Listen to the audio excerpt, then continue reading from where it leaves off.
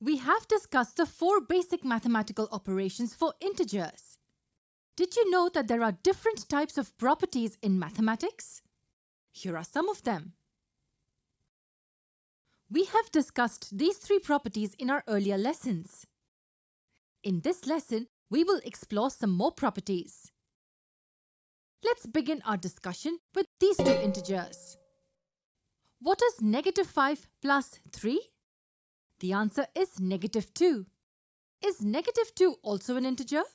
Yes, it is. Let's take one more example. Here's a pair of integers. What is the sum of 9 and -1? The answer is 8. We know that 8 is a positive integer.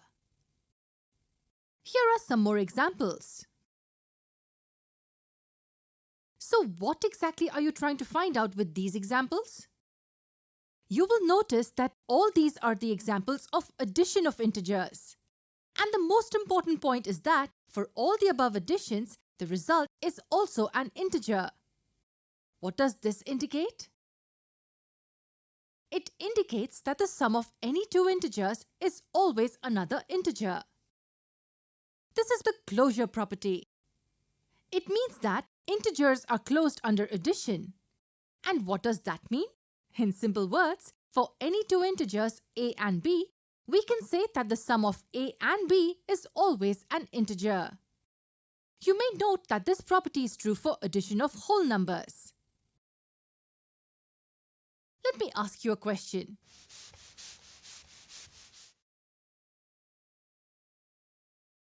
What happens when we subtract an integer from another one? 6 minus 9 is -3, an integer. Likewise, 7 minus -2 is 9, also an integer. And this is equal to -29, again an integer. These examples of subtraction of integers clearly indicate that integers are closed under subtraction as well. It means if we subtract any 2 integers, the resulting difference will always be an integer. Now we know that integers are closed under addition and subtraction. Let's see if this property also holds true for multiplication of integers. Let's see some examples of multiplication of integers for this. Observe these examples of multiplication carefully. Can you find any of the products above to be non-integers? No, we can see that all the above products are integers. It means the product of any 2 integers is also an integer. So, what can we conclude about multiplication here? Yes, you understood it right.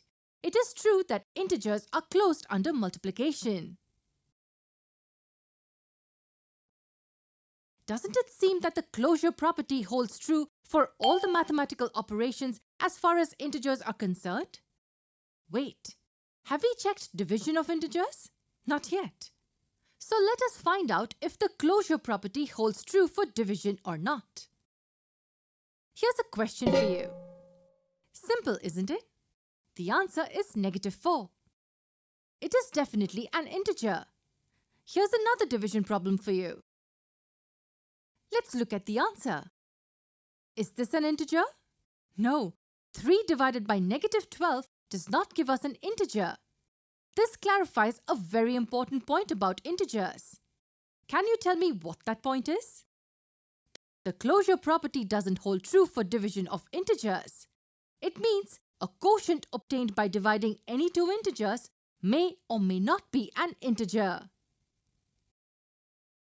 Here's a quick summary of this lesson for you.